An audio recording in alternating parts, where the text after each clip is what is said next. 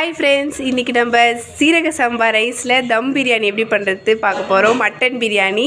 அதுக்கு ஃபஸ்ட்டு குண்டா வச்சுட்டு கல்லெண்ணெய் ஊற்றிக்கோங்க. அப்புறம் பட்டை, லவங்கம், அந்த மசாலா ஐட்டம்லாம் போட்டுக்கலாம். இதெல்லாம் போட்டுக்கலாம் அந்த எண்ணெயில். இப்போ 1 கிலோ பிரியாணி நாங்கள் செய்ய போகிறோம். அதுக்கு 400 கிராம் வெங்காயம் போட்டுக்கலாம். வெங்காயம் நல்லா ரோஸ்ட்டாக ஆகணும். பக்கத்துலேயே நம்ம சாப்பாடு வடிக்கிறதுக்கான தண்ணியும் போட்டுடலாம். அது சூடாகட்டும். இப்போது வெங்காயம் வதங்கும் போது நம்ம அரிசியில் தண்ணி ஊற்றிக்கலாம். சில பேர் ஃபஸ்ட்டே ஊற்றிடுவாங்க. ஆனால் இந்த டைமில் நம்ம ஊற்றினோன்னா கரெக்டாக இருக்கும். நம்ம இதை வாஷ் பண்ணும்போது இப்போது அரிசியை ரொம்ப உடைக்கூடாது. மெதுவாக நம்ம கையை விட்டு அரிசி அலசணும். இது ஸ்டெப் 1, அரிசியை வாஷ் பண்ணி வைக்கணும். ஸ்டெப் 2, புதினா ஒரு கட்டு, கொத்தமல்லி ஒரு கட்டு நம்ம அலசி ரெடியாக வச்சுக்கணும். இப்போது நம்ம 1 கிலோ பிரியாணி பண்ணுறதுக்கு இதை 1.5 கிலோ கறியும் நம்ம எடுத்துக்கலாம், 3/4 கிலோ கறியும் எடுத்துக்கலாம். இப்போ இதை ஸ்டெப் 3 இது நம்ம இப்போ மட்டனை வாஷ் பண்ணி வச்சுக்கணும். இப்போ பாருங்கள், வெங்காயம் இன்னும் கொஞ்சம் ரோஸ்ட் ஆகணும். அது ரோஸ்ட் ஆகிறதுக்குள்ளே இஞ்சி பேஸ்ட்டு நம்ம ரெடி பண்ணி வச்சுருக்கணும். இப்போ 1 கிலோ பிரியாணி செய்கிறதுக்கு நம்ம 100 கிராம் இஞ்சி, 50 கிராம் பூண்டு, இது நம்ம இப்படி ரெடி பண்ணி, இதுக்கு இஞ்சி பேஸ்ட் நிறைய போட்டால் தான் நம்மளுக்கு டேஸ்ட்டு கொடுக்கும்.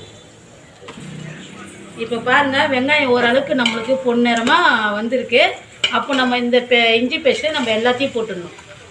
இஞ்சி பேஸ்ட் அதிகம் போட்டால் தான் அந்த டேஸ்ட்டு வரும். இப்போ வதங்கிட்டு நெக்ஸ்ட்டு நம்ம இந்த கொதிக்கிற இந்த தண்ணியில் கொஞ்சம் புதினா இலையை நம்ம போட்டுக்கிட்டோன்னா அது கொஞ்சம் நம்மளுக்கு சாதம் வேகும் போது அது கொஞ்சம் வாசனையாக இருக்கும். அதனால இதை கொஞ்சம் தண்ணி கொதிக்கும் போது 2 புதினா இலையை போடுங்க, டேஸ்ட் கொடுக்கும். நெக்ஸ்ட்டு நம்ம இந்த ஒரு கட்டு புதினா, ஒரு கட்டு கொத்தமல்லி, அதை நம்ம போடணும்.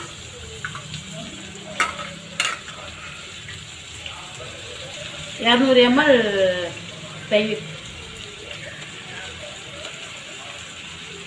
கூட. இப்போ நம்ம இதை உப்பு போட்டு வதக்கும் போது நம்மளுக்கு வாசனை நல்லாயிருக்கும், சீக்கிரம் வதங்கும். அதே 1 கிலோ அரிசிக்கு 400 கிராம் தக்காளி. இப்போ பாருங்கள், நம்ம தக்காளி போட்டோம். அதுக்கப்புறம் நம்ம காரத்துக்கு தேவை பச்சை மிளகா 3, 4 காரத்துக்கு தேவை. தக்காளி கொஞ்ச நேரம் வதங்கட்டும்.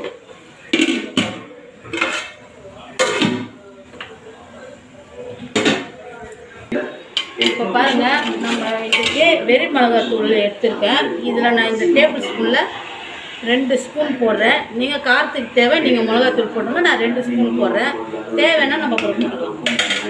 இப்போ பாருங்கள், தக்காளி நல்லா கிரேவியாக இந்த மாதிரி பக்குவத்துக்கு சவுண்டு வந்த பிறகு நம்ம 1 கிலோ கறியை நம்ம போட்டுக்கலாம். கறி வாங்கும்போது இளங்கறியாக பார்த்து வாங்குங்க, வேகிறதுக்கு நல்லாயிருக்கும். இப்போ பாருங்கள், பக்கத்தில் நம்ம தண்ணி போட்டுருக்கோம் இல்லையா, இதில் இருந்து நம்ம 800 ml தண்ணி, நீங்கள் அளவு இருந்தால் அதில் பார்த்துக்கோங்க. எனக்கு இது அளவு நான் வச்சுருக்கேன், அதனால் இதில் நான் ஊற்றுறேன்.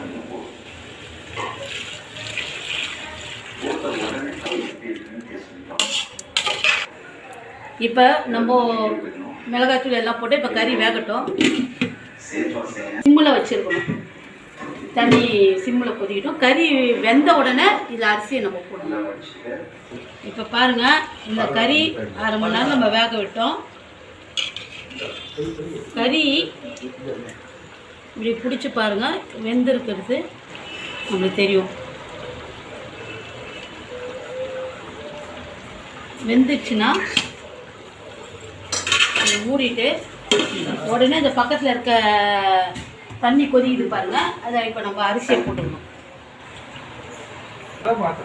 இப்போ இந்த பாருங்கள், ஊற வச்ச அரிசியை நம்ம இந்த தண்ணி கொதிக்குது இல்லையா,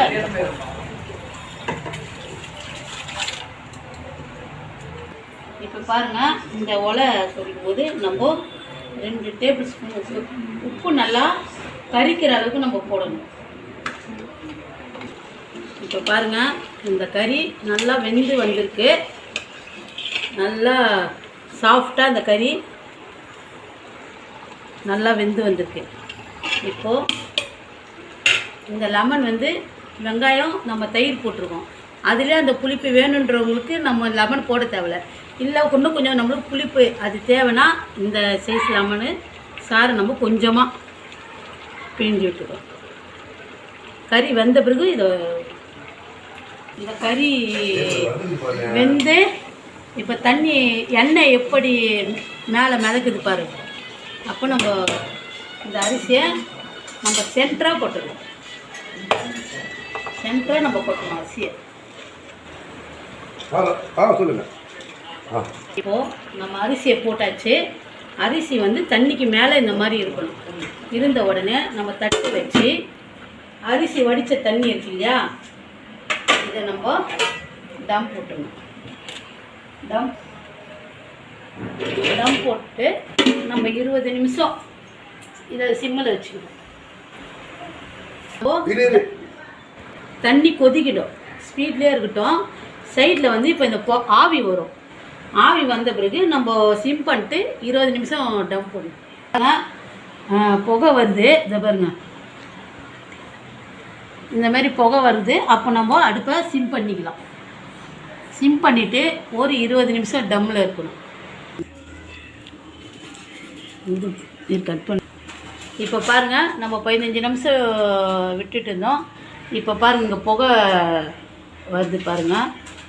இங்கே பாருங்கள் புகை நம்ம வரும்போது ஸ்டவ் ஆஃப் பண்ணிடலாம். இப்போ நம்ம திறந்து பார்க்கணும். பாருங்கள், இப்போ சாப்பாடு ரெடி ஆகிடுது நம்மளுக்கு. இப்போ நம்ம கேசரி பவுடர் வந்து வேணுன்றவங்க போடலாம், இல்லைனாலும் நம்ம இப்படியே கூட சாப்பிட்லாம், நல்லா தான் இருக்கும். இப்போ பாருங்களேன் எப்படி ரெடி ஆகிடுச்சு பாருங்களேன்.